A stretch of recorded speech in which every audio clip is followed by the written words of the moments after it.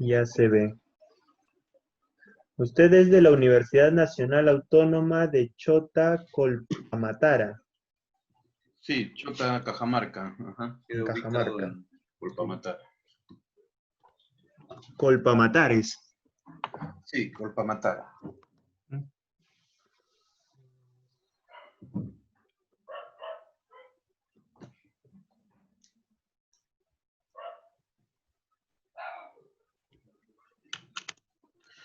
Sí.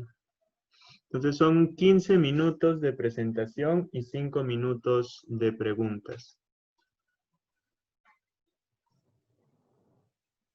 Muy bien, doctor.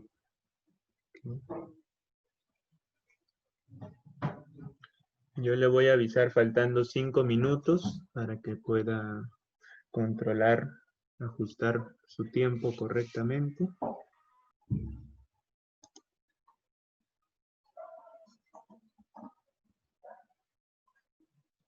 Señores del Encuentro Científico Internacional, tengan ustedes muy buenas tardes. Se está transmitiendo desde Fireball Day en estos momentos. Me toca presentar al presidente de sesión, el doctor Santiago Justo, de la Universidad de Sao Paulo, Brasil. Estimado doctor Santiago, quede usted en uso de la palabra para presentar a nuestro primer expositor. Ok, doctor Luis Romero, muchas gracias por la presentación. Soy Santiago Justo de la Universidad de Sao Paulo, de aquí de Brasil, y también trabajando también para la Universidad Ricardo Palma del Perú. Y bueno, hoy día yo voy a ser el moderador de esta sesión de biotecnología. Hoy día vamos a comenzar las presentaciones con el doctor Frank Velázquez Barreto, de la Universidad Nacional Autónoma de Chota, Colpamatar, en Cajamarca, Perú, quien nos va a presentar el trabajo Evaluación del brotamiento y compuestos bioactivos de Mashua morada, Tropalium tuberosum, tratados con clorprofam durante el almacenamiento post cosecha. Entonces, señor Frank Velázquez, usted puede comenzar, poner su presentación en modo de presentación para que se pueda visualizar mejor y comience cuando usted guste. Muchas gracias, doctor, por la presentación. Sí, en un momento ya la coloco en pantalla completa. ¿Se puede visualizar? Sí, se ve, correcto. Muy bien. Entonces, buenas tardes con todos los asistentes a este Encuentro Científico Internacional 2020 de invierno. Agradezco al comité organizador por la invitación para presentar este trabajo de investigación titulado Evaluación del brotamiento y compuestos bioactivos de Mashua morada, Tropaeolum tuberosum, tratados con clorprofam durante el almacenamiento post cosecha.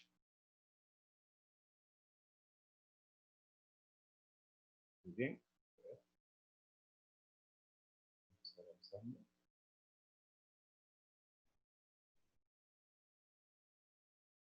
Tenemos problemas con... Muy bien. Bueno, los tubérculos andinos son ampliamente distribuidos, sobre todo aquí en lo que es Sudamérica. Y nosotros aquí en el Perú no somos la excepción. Tenemos una gran variedad, sobre todo de lo que vienen a ser diversos tubérculos andinos, como la papa, en sus diferentes variedades. Tenemos también lo que es el oyuco, la oca y la mashua. Estos tubérculos, sobre todo lo que viene a ser el oyuco, la oca y la mashua, son tubérculos que son consumidos normalmente, ¿no? Por las personas quienes se encargan de cultivarlos. Y uno de los cultivos más industrializados es la papa. No obstante, también tanto el oyuco, la oca y la mashua tienen ciertos compuestos que son beneficiosos. Justamente pueden ver ustedes aquí la variedad de colores que existen. Y eso se debe al contenido de carotenoides, de antocianinas, de compuestos antioxidantes y sobre todo compuestos que tienen ciertas propiedades anticancerígenas. Entonces, es por ello que es de suma importancia tratar de determinar qué compuestos, ¿no? Identificarlos y cuantificarlos. Asimismo, en los últimos años, sobre todo se ha venido trabajando con lo que es mashua, a nivel de exportación, sobre todo con la mashua morada, que la conocen como mashua negra por sus propiedades anticancerígenas, ¿no? que se tiene y que se vienen aún investigando. Pero, ¿qué ocurre? Que normalmente estos tubérculos, cuando son almacenados luego de la cosecha, tienen un tiempo corto, sobre todo de vida de almacenamiento. Y eso debido a, sobre todo, a lo que viene a ser el proceso de brotamiento. Ahora, esta mashua morada, que ustedes la pueden visualizar, acá tenemos justo un corte ya, ¿no?, longitudinal, y pueden ver aquí la coloración, ¿no? Se debe sobre todo aquí, esta parte morada, de relación al contenido de antocianinas que tiene. Pero no solo eso, sino también nosotros encontramos, por ejemplo, antocianinas, encontramos polifenoles y los compuestos antioxidantes en general, ¿no?, que involucran a todos los antioxidantes que se encuentran, tanto en la forma hidrofílica como hidrofóbica. Ahora, el contenido es bastante alto, hay varios trabajos reportados, se han iniciado aquí desde el año 2000 aproximadamente, fueron uno de los primeros trabajos, sobre todo con mashua, diferentes variedades, y se encontró justo que la mashua morada es la que tiene uno de los más altos contenidos en polifenoles, antocianinas, y también lo que viene a ser la capacidad antioxidante. En nuestra sierra, sobre todo, ¿no?, toda la que tenemos distribuida en el Perú, el norte, la centro, la sur, estos tubérculos, ¿no?, lo que vienen a hacer, casi siempre se almacenan de diferentes maneras. Por ejemplo, este es un tipo de almacén, tipo vivienda, donde se cosecha los tubérculos, que pueden ser papa o yuca o mashua, y se colocan directamente, ¿no? O sea, no tienen en sí un almacén diseñado justamente para conservar las propiedades y mantener por más tiempo esos tubérculos. Tenemos otro tipo pina, que lo que se coloca es paja, y otro tipo pirupa, que viene a ser ya colocado justamente algunas hojas como muña y eucalipto para tratar de mantener, sobre todo aquí, ciertas propiedades y evitar lo que viene a ser el brotamiento. Entonces, estos almacenes se utilizan a nivel, sobre todo, de lo que es la sierra, zonas altoandinas, y es para tratar de reducir, ¿no?, sobre todo el brotamiento y mantener un mayor tiempo, sobre todo en el almacén. Ahora, se ha investigado mucho en relación a lo que es la papa, pero tenemos pocos trabajos relacionados a lo que viene a ser el almacenamiento post cosecha y qué ocurre durante ese almacenamiento en otros tubérculos como la oca, lo yuco y la mashua. Pero podemos tomar como referencia la papa, ya que son similares, ¿no?, son tubérculos en sí. Entonces, en un inicio nosotros tenemos lo que es la papa después de cosechar y no encontramos estos brotes. Luego, en una fase 2, ya encontramos lo que empieza a ser el brotamiento, sobre todo apical. En una fase 3, que es el frotamiento múltiple, donde encontramos ya varios brotes, pero no siempre se da así. Pero en la mayoría de tubérculos ocurre, sobre todo de papa. Y lo que viene a ser un periodo de senescencia, ¿no? Aquí, ya nosotros durante todas estas fases que podemos ver, los compuestos van variando. Y eso es lo que ha tratado de ver justamente el trabajo de investigación, o sea, más o menos cuál es el efecto que tiene, sobre todo este brotamiento, en los compuestos bioactivos de los tubérculos de mashua morada. Ahora, ¿de qué manera afecta la brotación en la calidad del tubérculo? Puede ser en la pérdida de peso, aceleración de la respiración, por efecto de otros factores como la temperatura, la reducción del contenido de almidón, sobre todo porque ya empiezan a producirse mayor cantidad de lo que vienen a ser almilasas, producción de azúcar reductores propia de la reducción del contenido de almidón, o sea, de la hidrólisis, y el cambio de características sensoriales, que eso mayormente es para papa, pero se ve sobre todo en lo que viene a ser fritura. Y disminución del tiempo de almacenamiento. Bueno, se han utilizado sobre todo en papa diferentes tipos de inhibidores. Dentro de ellos nosotros encontramos lo que viene a ser la hidracina maleica. ¿Y de qué manera? Sobre todo utilizar, por ejemplo, la hidracina maleica para reducir, sobre todo, lo que viene a ser la pérdida de peso. Y aquí podemos ver en esta figura que conforme se incrementa el contenido de hidracina maleica, también hay una reducción de la pérdida de peso. Igual ocurre con otro inhibidor también de brotación que viene a ser el clorprofán, ¿no?, que es más conocido como CYP también. Entonces, el objetivo de ese trabajo de investigación fue evaluar el efecto del clorprofán en la longitud del brote, pérdida de peso, contenido de antocianinas, contenido de compuestos fenólicos y capacidad antioxidante de tubérculos de mashua morada, Trophaeolum tuberosum, Ruiz y Pavón, durante el almacenamiento post cosecha. Para ello nosotros partimos, ese trabajo, bueno, fue hace algún tiempo, y fueron tubérculos de macho morada provenientes de la provincia de Acobamba, ¿no? Y utilizamos lo que viene a ser en forma comercial, se le conoce como Neostop, que es el clorprofan al 1%, ¿no? Que se utiliza como un inhibidor de la brotación. Entonces, para ello nosotros partimos de tubérculos de macho morada y obtuvimos 4 tratamientos. Un tratamiento testigo donde no se aplicó nada, simplemente fueron almacenados los tubérculos. Se aplicó un tratamiento de 10 miligramos por kilogramo, ¿no?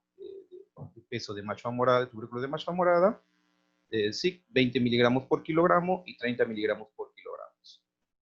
Y esto se almacenó a una temperatura comprendida entre 12 y 15 grados centígrados y un número relativo entre 80 y 85%. Y se evaluó durante los 30, 60 y 90 días de almacenamiento. Entonces evaluamos lo que es la longitud de brotes, porcentaje de pérdida de peso, contenido de antocianinas, fenoles totales y capacidad antioxidante. Entonces, dentro de los resultados, nosotros encontramos, por ejemplo, aquí las características físico-químicas de los tubérculos de macho morada antes de el almacenamiento. Entonces, aquí tenemos sobre todo lo que es la humedad, proteínas, grasas, carbohidratos y cenizas, que hace referencia al contenido de químico proximal, y estos resultados fueron similares a los obtenidos por Valcárcel Yamani y Velázquez Barreto 2018. Asimismo, también se determinó lo que es el contenido de antocianinas, compuestos fenólicos y capacidad antioxidante.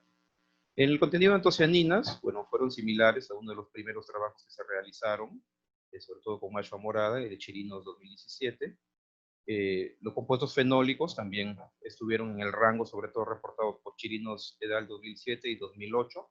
Bueno, aquí es la conversión, ¿no? Porque aquí estamos expresados por 100 gramos y este es de materia fresca, y aquí nosotros lo tenemos en lo que es materia seca. Y la capacidad antioxidante también fue similar, determinada justamente por ABTS y ORAC. Nosotros aquí para nuestro trabajo determinamos con DPPH, pero estuvo dentro del rango reportado justamente por Chirinos 2007. Referente a lo que es la longitud de los brotes, como podemos apreciar aquí en los tubérculos de macho morada, lo que podemos aquí apreciar, dense cuenta, miren, por ejemplo, esta gráfica hace referencia aquí a lo que es 30 miligramos por kilogramo que se aplicaron para los tubérculos de macho morada. Este fue 20 miligramos por kilogramo y 10 miligramos por kilogramo. Y ese es el testigo.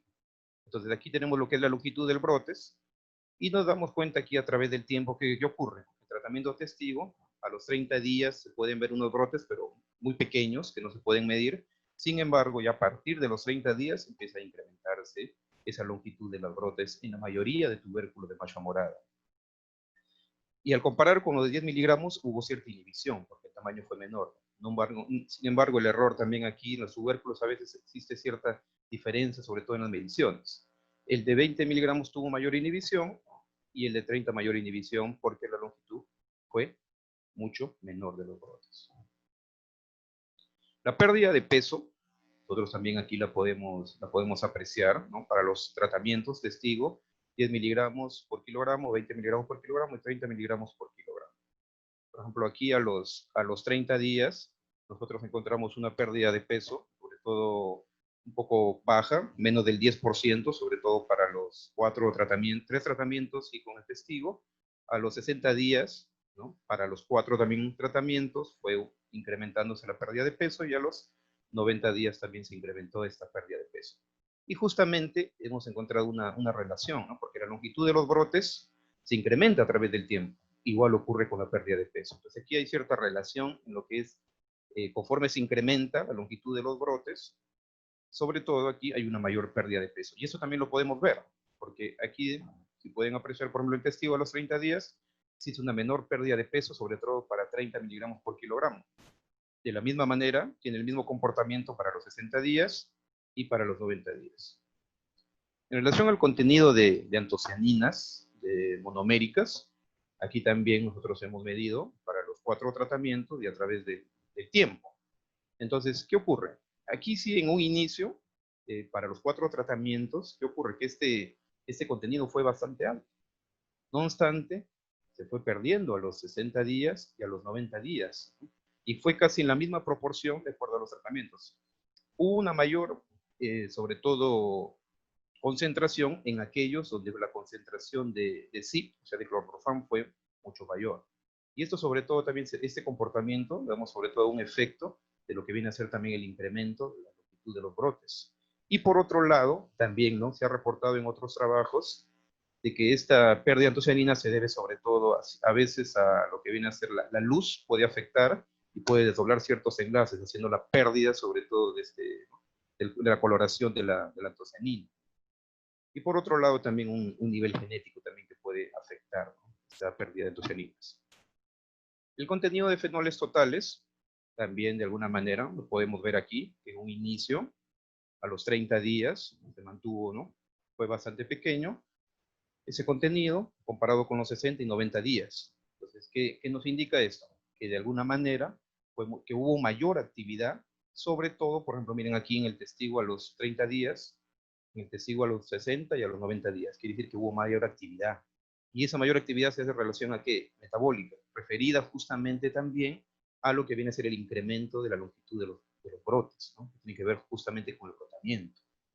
Y fue mucho menor, sobre todo para los 30, 60 y 90 días, a concentraciones mayores, ¿sí?, de CYP. Y eso también está relacionado, como lo mencioné, a la longitud de los brotes. Ahora, el efecto en la capacidad antioxidante. 2 minutos, señor. Muy bien. A los 30 días tenemos una concentración alrededor de 2000, 2050, lo que viene a ser Trolox. Pero ¿qué ocurre? Que a los 60 días hay un comportamiento distinto. Sobre todo hay una reducción de lo que es la capacidad antioxidante, el testigo, y en las concentraciones más bajas de CYP, comparándola con más alto. Y a los 90 días, ¿qué ocurre? Sube abruptamente. Y eso hace relación justamente también a lo que viene a ser el incremento de la longitud de los brotes, el incremento del contenido de fenoles totales, que hemos visto en la gráfica anterior, y a la reducción del contenido de antocianinas. Y ahora esto se debe justo a que la capacidad antioxidante hace referencia al contenido de los antioxidantes en general, tanto como antocianinas, que hubo ahí que empezaron a reducirse, pero sin embargo los fenoles empezaron a aumentar. Y aparte de eso también está relacionado sobre todo a otros compuestos, como vitamina C y otras vitaminas que también dan un efecto a esta capacidad, ¿no?, antioxidante. Como conclusión, se llegó a que se redujo la longitud de los brotes y el porcentaje de pérdida de peso de los tubérculos de mancha morada tratados con CYP durante los 30, 60 días de almacenamiento, y a los 90 días de almacenamiento se incrementó la longitud de los brotes y la pérdida de peso en los tratamientos con CYP. Pero estas fueron mayores concentraciones de CYP. El contenido de compuestos fenólicos y la capacidad antioxidante fueron menores en los tubérculos de mancha morada que fueron tratados con CYP, y estos se incrementaron con el tiempo de almacenamiento. Asimismo, el contenido de antocianina se redujo durante el tiempo de almacenamiento y la reducción fue menor a altas concentraciones de CYP. Muchas gracias. Ok, muchas gracias por su presentación, muy interesante. ¿Alguien tenemos alguna pregunta de aquí de los participantes? Por el Facebook también pueden preguntar, yo podría leer las preguntas.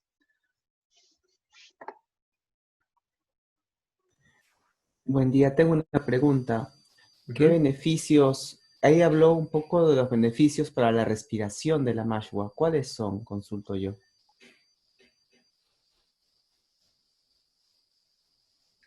¿Puedo contestar la pregunta?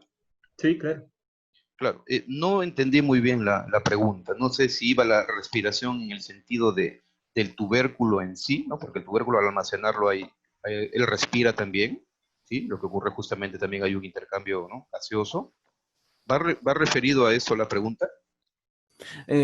No, yo pensé que tenía, la mashua era bueno incluso para las enfermedades respiratorias o por el estilo. Bueno, no he encontrado trabajos de repente relacionado a ello, pero de todas maneras, bueno, lo voy a verificar. Pero que yo sepa, no. O sea, aquí el contenido en sí es mayormente de lo que son antioxidantes en general. O sea, tiene una alta capacidad antioxidante relacionado sobre todo al contenido de compuestos fenólicos en su mayoría, ¿no? Entonces habría que ver también cuál de esos compuestos tal vez podría tener cierto efecto, ¿no? Pero tendría que investigarse. Pero hasta donde yo he buscado, no he encontrado. Ok. Una pregunta, doctor. ¿Y este tratamiento ya ha sido probado de alguna manera? O sea, después de utilizar este tratamiento para mantener o sea, para mantener las características de la MASH en mejor estado, ¿puede ser consumido por la población en general?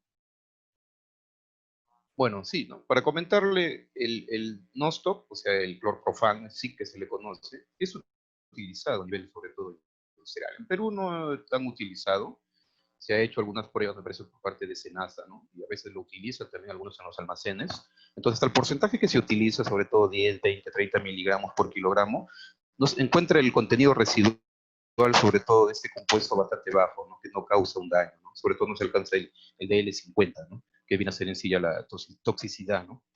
Por eso nosotros tratamos de investigar, pero a nivel de otros tubérculos, ¿no? Tenemos un trabajo también publicado con oyuco, y con el oyuco sí, la verdad fue bastante, ¿no? Pronunciado, sobre todo la inhibición, y eso es lo que tratamos ahora, ¿no? Lo que se utiliza sobre todo para tubérculos de papa, utilizarlo para otros tubérculos como oca. También tenemos un trabajo que está todavía procesando los datos, pero no hemos utilizado el SIC, solo estamos viendo a nivel de almacén y luego ya vamos a aplicar recién esos tratamientos. Y ahora que tenemos el de mayo. Pues aquí se trata justamente de prolongar este tiempo de vida útil, y espero tratar no solo de ver como tubérculos, sino también ver qué ocurre con el contenido, ¿no? Ahora, a raíz de este trabajo también puede resultar otros, sobre todo a nivel específico, ya qué ocurre con determinado compuesto fenólico. Claro, claro. Bastante interesante. Entonces, es un conservante que ya ha sido utilizado para otros tubérculos y que ahora ustedes están buscando adaptarlo también a a otros tubérculos de uso, bueno, de uso nacional, y también probablemente se exporten este tipo de alimentos, y también ayudaría a mantener esas exportaciones en mejor estado, ¿no? Así es, de eso se trata justamente. Muy interesante. Tenemos un minuto para empezar. Bueno, doctor, muchas gracias por su presentación. Vamos a continuar. Sí, en vez, muchas gracias a ustedes por la invitación. Cuídense todos en casa y esperemos vernos en un próximo evento. Gracias. Saludos, doctor. Entonces, ahora pasamos a la siguiente presentación. A César Augusto Andrade Taca. Puede comenzar a compartirnos su pantalla.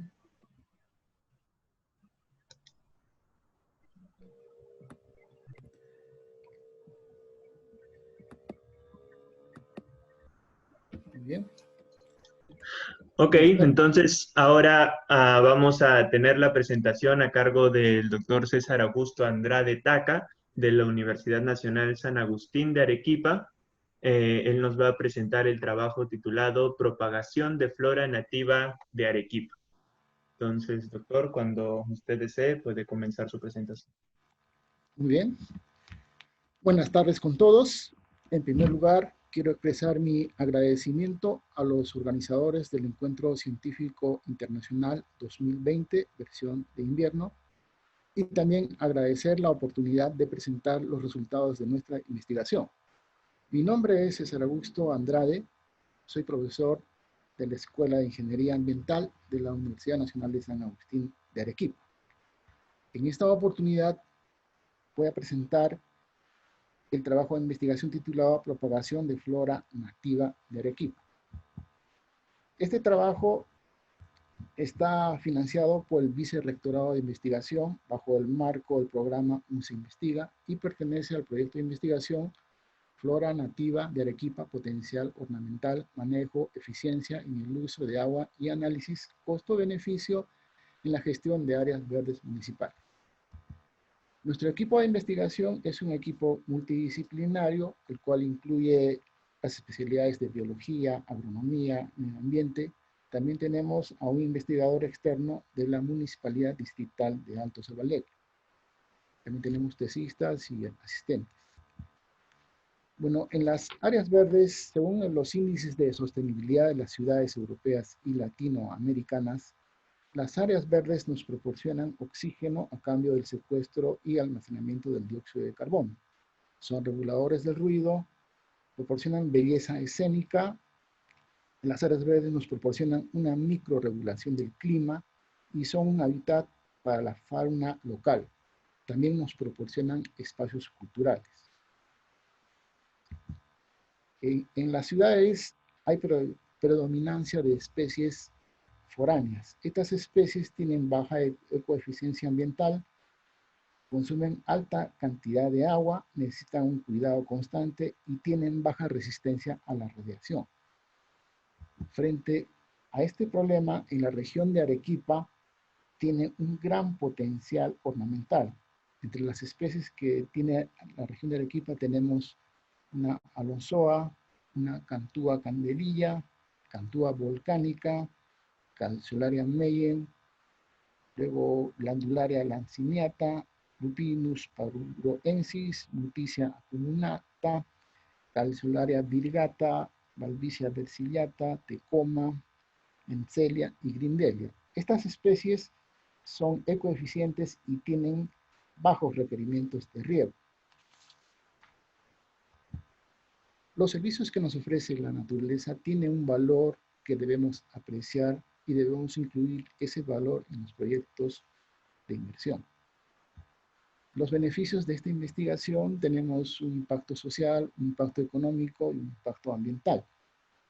En el impacto social tenemos la introducción de especies de flora silvestre en la gestión de áreas verdes. Luego tenemos generación de conocimiento y capacitación sobre el manejo, propagación y uso de especies de flora silvestres en la gestión de áreas verdes. Finalmente tenemos ciudadanos con mayor calidad de vida por servicios ambientales. En el impacto económico tenemos reducción de costos de mantenimiento de las áreas verdes, la comercialización de especies de flora nativa propagadas en viveros, y en el impacto ambiental tenemos áreas verdes con mayor ecoeficiencia ambiental, tenemos un ahorro en agua, en el riego de áreas verdes, tenemos áreas verdes que brindan hábitat para la fauna nativa endémica de Arequipa, y finalmente la formación de ecosistemas urbanos y corredores ecológicos. Los objetivos de este trabajo son determinar las especies de flora nativa en la provincia de Arequipa con potencial uso ornamental, determinar el valor ornamental de las especies preseleccionadas de la flora para la provincia de Arequipa. Hablamos de metodología, tenemos la zona de estudio. Nuestro país se encuentra ubicado en la zona de la costa desértica del Pacífico, en donde se encuentran los tres desiertos: el norte, el desierto de Sechura, en el centro el desierto de la costa peruana y al sur el desierto de Atacama. Arequipa se encuentra dentro de la zona del desierto de Atacama. Por lo tanto, la cuenca del Chili es una de las más áridas del Perú. Hablamos de unidades espaciales de muestreo. Dentro de la región de Arequipa se ubican 6 puntos de muestreo: uno en la provincia de Condesuyos, uno en la provincia de Castilla, 2 en la provincia de Caylloma y 2 en la provincia de Arequipa. Estas unidades de muestreo se determinan las unidades siguiendo el criterio de las zonas de vida de Holdrich y el mapa ecológico del Perú del INRENA. Debido a que el objetivo de estudio fue determinar las especies potenciales para las áreas verdes en la ciudad de Arequipa, y conociendo que la mayor parte de sus distritos se encuentran en la zona matorral desértico montano subtropical.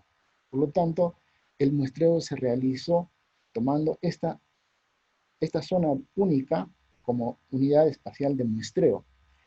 En las unidades espaciales de muestreo dentro de la ciudad de Arequipa, en la región de Arequipa, fueron los distritos de Mollevaya, Yarabamba, Polobaya y Chihuahua, con un rango de altitudes de 2.300 a 3.500 metros sobre el nivel del mar. Luego pasamos a hacer un inventario de las especies de flora nativa.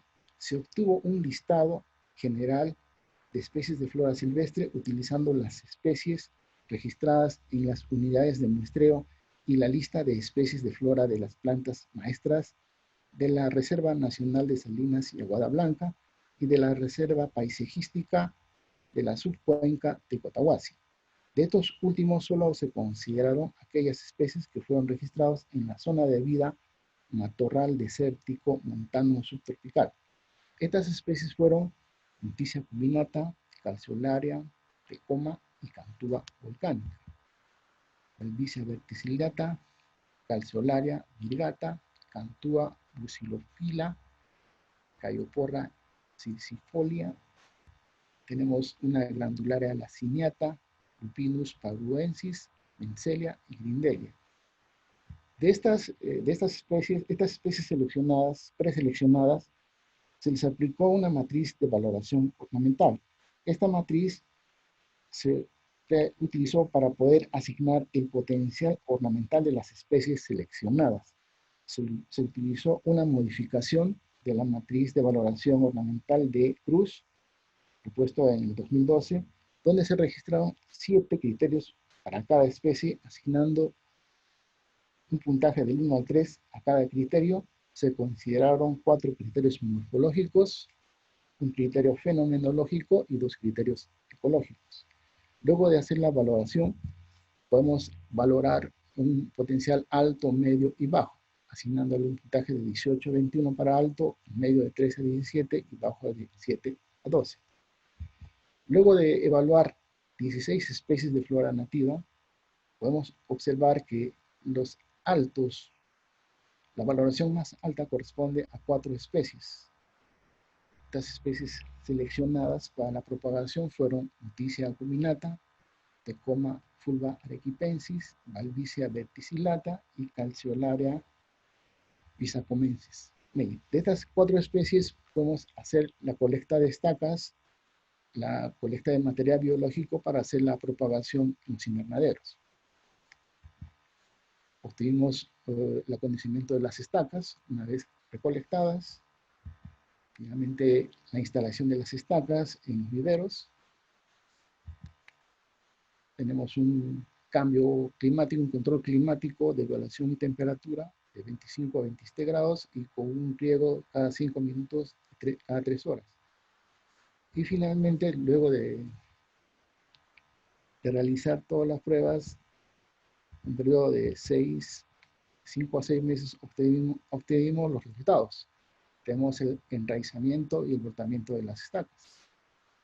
Tenemos para el embrotamiento de las estacas, para el caso de Tecoma, obtuvimos un 50% con enraizador Rothur más apropiado, y para el porcentaje de enraizamiento obtuvimos un 87% para empleando el regulador de este crecimiento Rothur y Rapid Root. Finalmente obtenimos las conclusiones. Tenemos que el enraizador que permitió un mayor enraizamiento de estacas de cahuato en condiciones semiprotegidas fue Rapid Root con un 87%, seguido de Rothur con un 80%. La dosis de 60 y 40 gramos por litro de Rapid Root fue la que alcanzó mayor porcentaje de enraizamiento de las estacas, al igual que las dosis de 10 mililitros por mililitro del enraizador Rothur. Finalmente, la mejor combinación de enraizador dosis fue para Rapid Root de 40 y 60 gramos por litro, toda vez que alcanzó el mayor porcentaje de enraizamiento de estacas de cahuato en condiciones semiprotegidas con un total del 87%, seguido del enraizador Rothur a una dosis de 10 mililitros por litro. Finalmente, muchas gracias por la presentación. Tenemos el grupo de investigación en las incursiones en diferentes distritos de la ciudad de Arequipa, en la región de Arequipa. Muchas gracias por la presentación. Muchas gracias, doctor, por la presentación. No sé si alguien tenga alguna pregunta.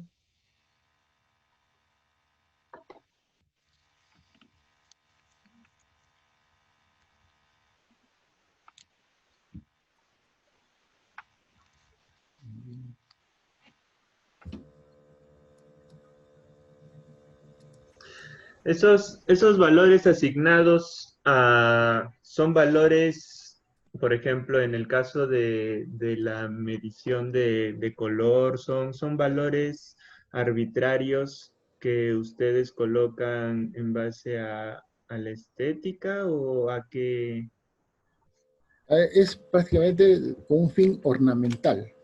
Por Ujú. eso es el color y prácticamente la resistencia a la radiación solar. La radiación solar aquí en Arequipa es bastante alta y ciertas especies logran sobrevivir.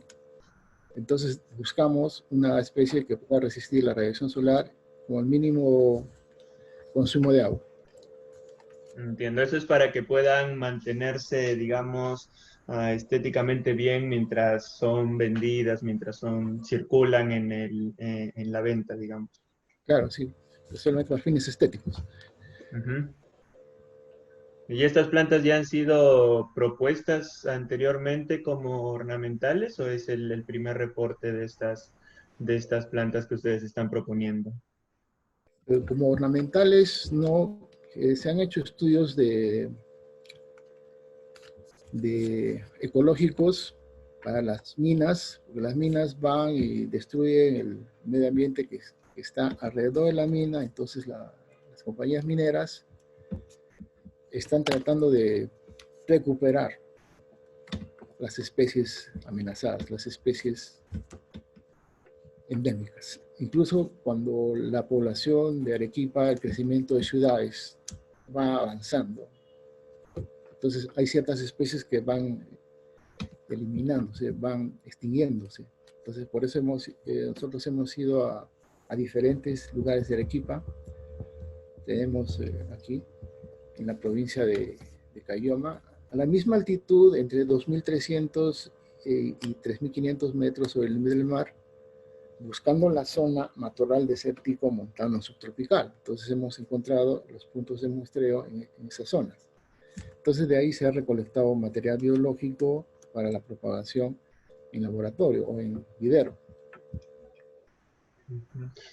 Entiendo. ¿Y ese es el proceso normal para la producción de flores? Yo no conozco muy bien cómo es ese proceso de producción de flores. Llama la atención cómo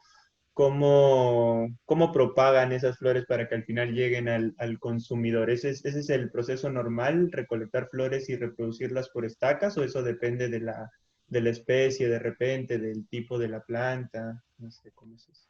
Depende de la especie. Depende, hay especies que se reproducen por estacas, otras que se reproducen por semillas. En este caso, las especies seleccionadas se han reproducido por estacas. Tenemos aquí tamaño de la flor, altura, periodo de floración. Se demora más o menos 3 meses para reproducir una estaca. Nosotros le hemos dado un máximo de 5 meses a 6 meses, 5 a 6 meses. Y hemos obtenido el enraizamiento. El proceso es lento, pero sí tenemos ahí las raíces. Primero eran estacas, como ven ahí las estacas. Ujú. Las estacas se hacen una inmersión en hormonas de crecimiento. Esa hormona de crecimiento es el ROT-HUR y el Rapid Root. Luego se introducen en el vivero y le damos condiciones de agua, temperatura, y esperamos a que salgan el enraizamiento y el embrotamiento. Ujú. Esto demora más o menos 3, teóricamente son 3, pero en la práctica nosotros nos hemos salido con 6 meses, de 5 a 6 Ah, meses. depende de la especie, supongo también, ¿no? ¿Y Sí. hay estudios que estén buscando de repente ver la manera de poder aumentar estos tiempos de crecimiento? Porque 6 meses es bastante largo si se piensa de repente en una escala productiva o de venta, ¿no? Claro, sí. Lo más recomendable para esto es la reproducción por semillas. Generalmente pero en este caso estamos haciendo una reproducción sexual, no sin semillas, solamente de estacas. Por eso se demora bastante. Entiendo. Ok, muy interesante entonces el trabajo. Gracias Muchas por gracias. sus conocimientos de la flora de Arequipa. Esperemos que se hagan también trabajos en otras regiones del Perú de este tipo para poder encontrar qué otros recursos tenemos a nivel del Perú y también buscar estas otras investigaciones que de repente pueden acelerar la producción de estas plantas y también pensar en exportarlas de repente, ¿no? En dar a conocer a otras partes del mundo qué qué recursos tenemos acá. Bien, muchas gracias. Ok. Entonces ahora continuamos con Antonio José Obregón La Rosa. Si nos puede compartir su pantalla.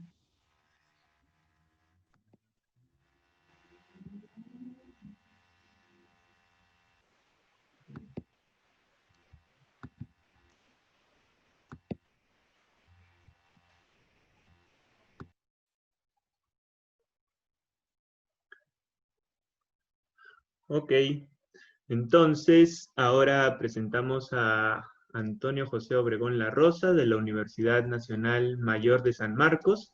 Este trabajo fue hecho también en colaboración con la Universidad de Concepción en Chile, y él nos va a presentar el trabajo El Quito Quito peruano, Solanum quitoense lam, fruto nativo con elevado contenido de compuestos nutricionales y bioactivos.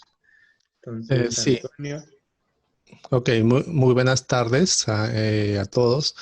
Voy a presentar el trabajo que hemos desarrollado en la Universidad de San Marcos sobre el Quito Quito peruano, fruto nativo con elevado contenido de compuestos nutricionales y bioactivos. Bueno, nuestro país es el 8º país en el mundo en número de especies. Se calcula que aproximadamente tenemos más de 25.000 especies, de las cuales un 22% son endémicas, ¿no? Se ha encontrado que nuestro país se encuentra, es uno de los 12 países megadiversos, ya que se encuentra aproximadamente el 70% de la biodiversidad del planeta, ¿no? En ese sentido, se dice que nuestro país es uno de los centros Babilot que alberga los mayores recursos genéticos del mundo. Ahora, nuestro país posee una gran diversidad biológica, ¿no? Esta diversidad se incluye de manera importante a los frutales nativos como un recurso vital para las sociedades rurales. Los frutos nativos constituyen una de las fuentes más ricas en elementos nutritivos para la alimentación humana. Lastimosamente que muchos de estos frutos no están siendo muy bien estudiados y muy bien aprovechados, ¿no? Como en este caso el sanqui, la cocona, ¿no? Algunos de ellos, como el aguaymanto y el camu camu, son conocidos, pero hay otros que todavía están en proceso de conocimiento.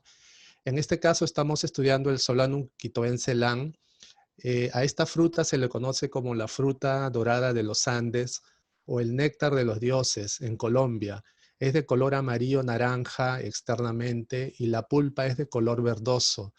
Es nativa, de acuerdo a las fuentes, de Colombia, Perú, Ecuador, Venezuela. Esta fruta es una fruta promisoria que podría convertirse en uno de los mayores cultivos de la región y un importante cultivo comercial también para los pequeños productores, ya que esta fruta tiene un considerable potencial de exportación debido a lo exótico que es el jugo en cuanto al color y en cuanto al sabor de la pulpa, ¿no? Ahora, se puede comer solo o también se puede comer de forma procesada. En Colombia, por ejemplo, hay una bebida que es la bebida nacional de Colombia que le llaman la lulada, que está a base de quito quito o lulo, que le llaman allá, mezclado con miel de abeja, entre otros componentes, ¿no? También se puede utilizar para preparar mermeladas, jaleas, helado, yogur, ensalada de frutas. Se puede también trabajar como pulpa concentrada en el tema de producción de vinos de frutas. Y muchos autores, principalmente donde se ha estudiado en Ecuador, en Colombia, señalan que es rica en proteínas y minerales, ¿no?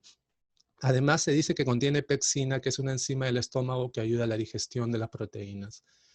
Ahora, nosotros actualmente sabemos que existen muchos problemas de salud pública y estos problemas principales se están relacionando con la población adulta debido al aumento de la prevalencia de muchas enfermedades crónicas.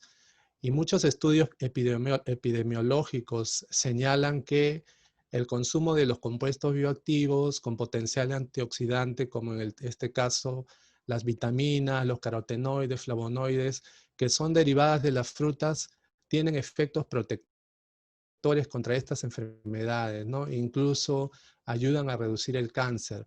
Entonces, es necesario poder contar con alimentos que puedan satisfacer esta demanda futura, ¿no? Principalmente para población, ¿no? En ese sentido, se planteó la presente investigación que busca estudiar las características y bioactivas del Solanum quitoense con el fin de incrementar su producción, promover su consumo y desarrollar productos e ingredientes funcionales. Bueno, se trabajó con el Solanum quitoense LAN, ¿no? Los frutos procedieron de la selva alta de Oxapampa, del departamento de Pasco de Perú, y se utilizó el muestreo probabilístico por conveniencia, ¿no? Considerándose un tamaño de una población infinita, ¿no? Se preparó las muestras, ¿no? Se hicieron las operaciones de selección, pelado, lavado, etcétera. Y en algunos casos, para algunos análisis, se procedió a liofilizarlas en un equipo freeze dryer operón. Bueno, este es el esquema experimental que utilizamos, ¿no? Los análisis, se determinaron análisis físico-químicos o nutricionales, análisis de compuestos bioactivos, análisis de capacidad antioxidante por 3 métodos, ABTS, FRAD y PPH, y también quisimos ver el extracto de los polifenoles a través de, digamos, del HPLC, utilizando también un espectrómetro de masas, ¿no? Hicimos algunas corridas para ver qué tipo de compuestos polifenoles tenían ellos. Y se hizo un análisis estadístico, ¿no? Un análisis estadístico respectivo. Bueno, los resultados fueron los siguientes, ¿no? En cuanto a la composición físico-química y bromatológica, destacan el contenido de fibra y el contenido de carbohidratos, ¿no? Aproximadamente una persona necesita de 30 a 40 gramos de fibra por día, ¿no? Entonces, por ahí que esto como fruta podría ser interesante. También destaca el contenido de vitamina C, alrededor de 30 miligramos por 100 gramos, ¿no? Es un valor importante comparado, por ejemplo, con otros frutos, ¿no? En este caso, acá podemos visualizar, por ejemplo, los frutos cítricos que tienen buen nivel de vitamina C, el quitoquito, no les lleva muy lejos, ¿no? Sin embargo, tiene mayor contenido de vitamina C que muchos otros frutos tradicionales como el melón, la piña, la granadilla. En cuanto al contenido de compuestos bioactivos, en este gráfico podemos visualizar que tiene buenos niveles de carotenoides totales y buenos niveles de polifenoles. Dentro de los carotenoides se ha encontrado que esta fruta presenta el beta-caroteno, la zeaxantina y la luteína. En este caso el beta-caroteno, que es un precursor de la vitamina D, se encuentra en valores importantes, ¿no? Debido al color naranja que tiene la cáscara. Determinamos la capacidad antioxidante por los 3 métodos y bueno, presenta valores importantes, ¿no? Mediante el DPPH, ABTS, FRAD, siendo más alto el valor de FRAD, pero esto no es un tema comparativo, sino va a depender del método de análisis que se utilizó. Lo que sí es importante recalcar es en cuanto al contenido de minerales, este fruto destaca los altos contenidos de potasio, calcio y magnesio, y principalmente como microelementos el nivel de hierro.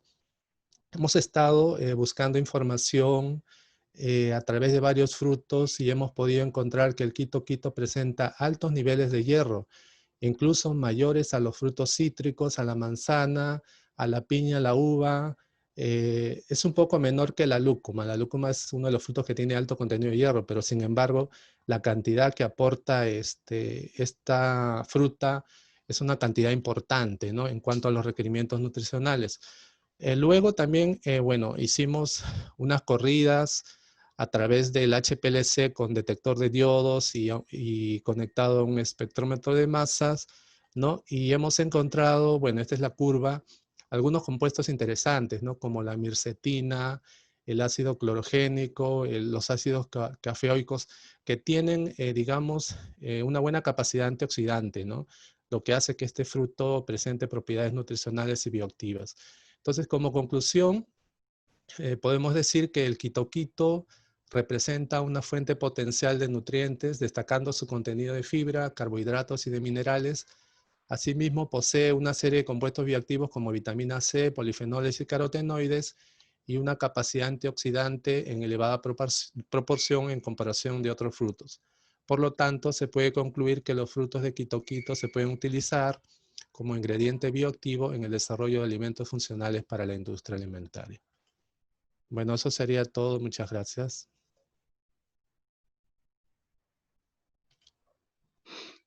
Gracias por la presentación, señor Antonio Obregón. No sé si tenemos alguna consulta, alguna pregunta. Otros nombres.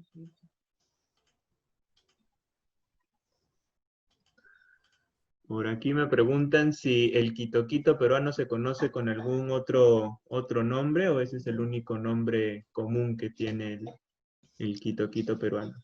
El quitoquito es el lulo, o sea, tiene varios nombres. Le dicen el quitoquito, el lulo, también le llaman la naranjilla, ¿no? La naranjilla, y bueno, en Oxapampa le dicen quitoquito.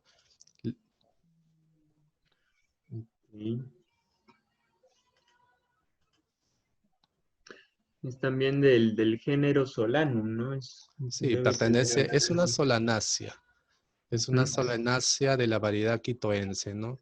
Que hay otra variedad que es la variedad septentrionali también. La septentrionali es más del norte, pero la variedad quitoense es más del sur, principalmente de Ecuador, Colombia y Perú. Y también se consume la otra variedad, también es consumida en donde La otra crece. variedad septentrional, y la diferencia es que tiene espinas, es fruto espinoso. En la parte externa es espinoso, se consume pero es espinoso. Esta no es espinosa, la fruta no es espinosa.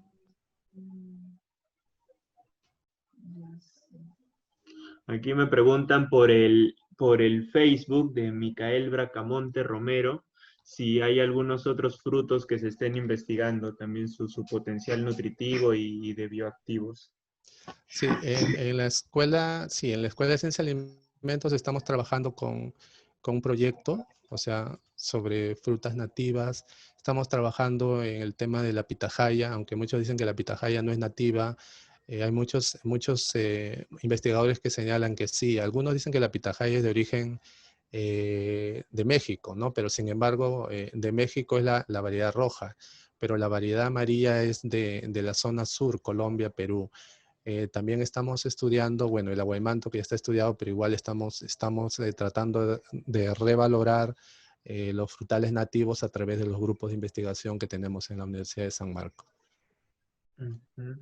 Esa última parte en la que analizan los compuestos por espectrometría de masas también es bastante interesante. Ahí creo que hay pocos trabajos que lleguen a ese nivel de caracterización, ¿no? Creo que tenemos muchas plantas nativas en el Perú con reportes de que sirven como antiinflamatorios, como antivirales, pero no llegamos a detectar el compuesto para poder hacer estudios más profundos, ¿no? Entonces, este tipo de estudios. Sí, el tema es los equipos, ¿no?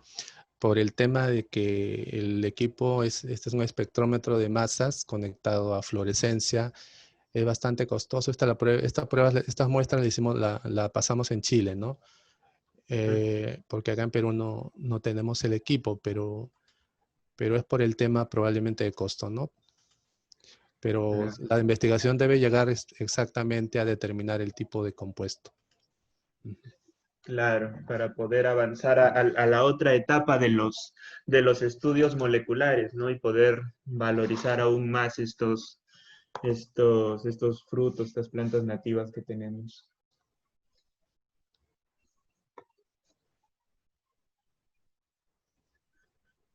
La fruta, a ver, Johanna Cintia Arone nos pregunta, ¿la fruta de quitoquito nativa también se encuentra en la sierra peruana o solo en la selva? De acuerdo a donde más se produce es en Oxapampa, ¿no?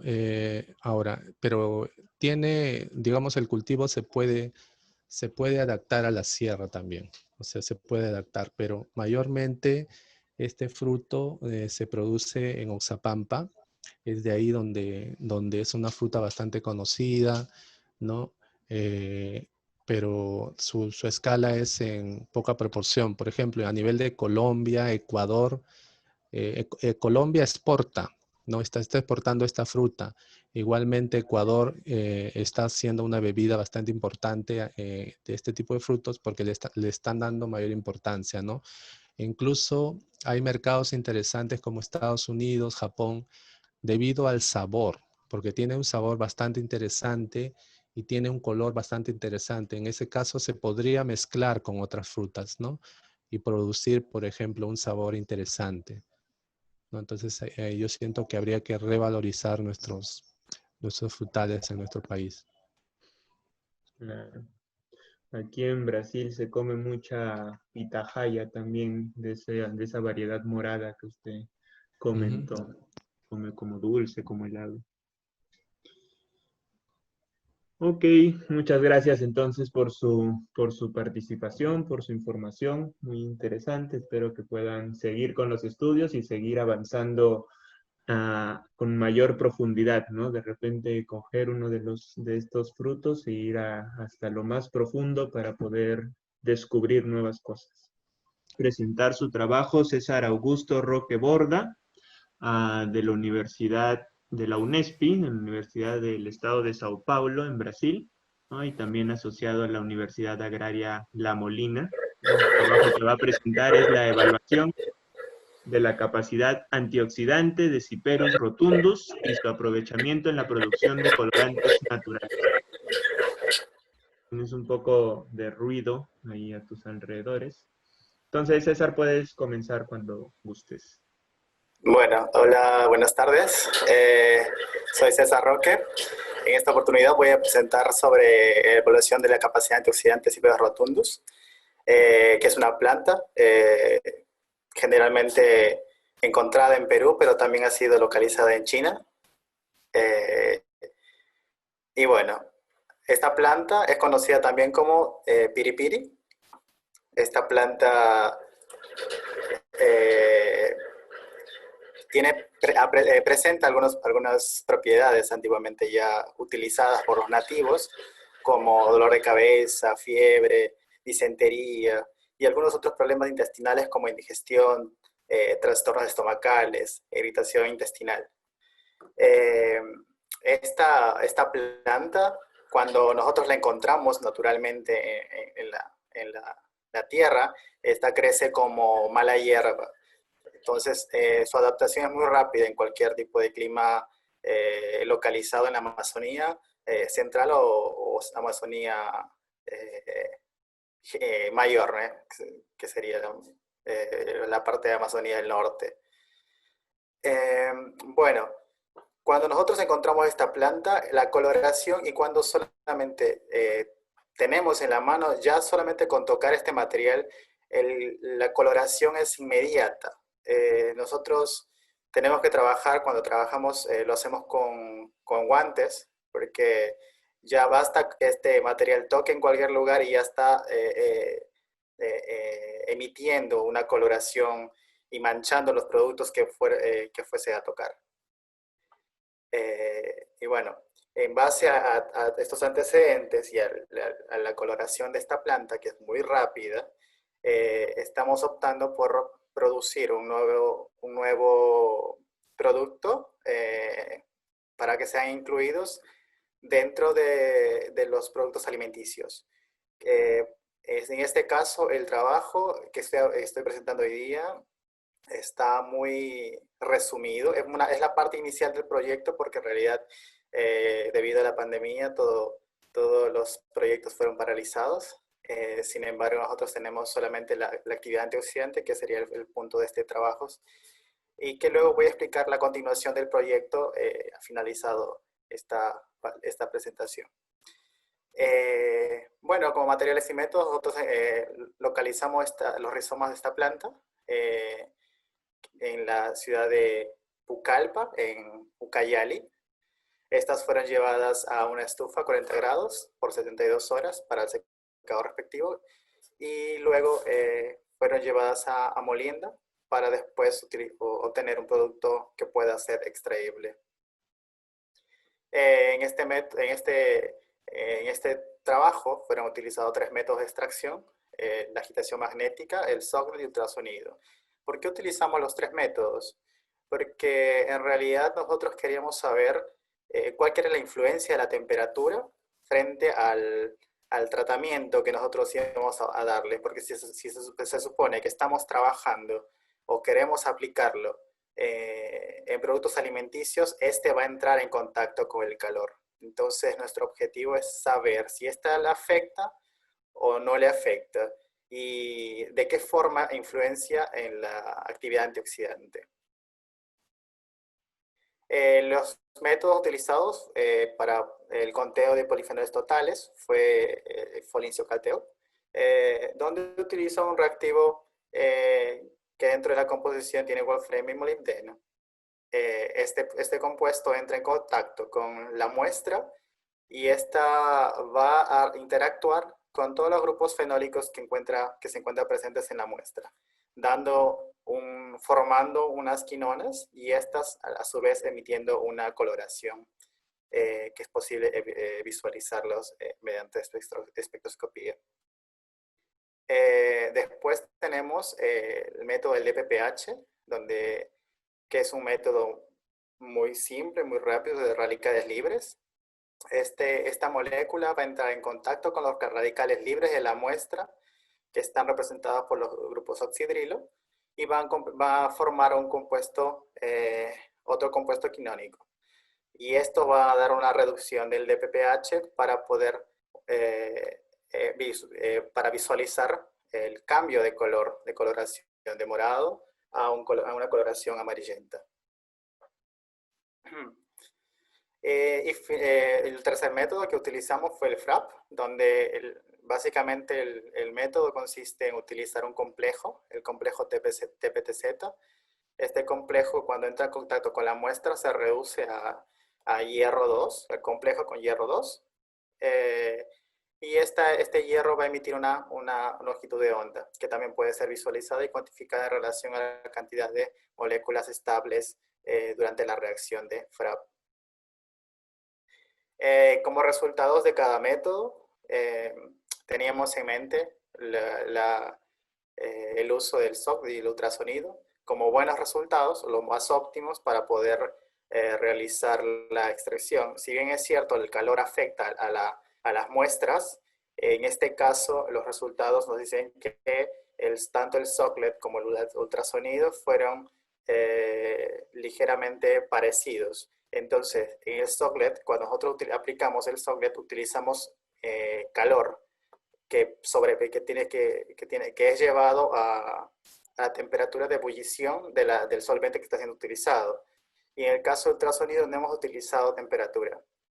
Entonces, si nuestro objetivo sería comercializar el producto, lo más lógico sería utilizar un ultrasonido, porque la utilización de calor incrementa costos.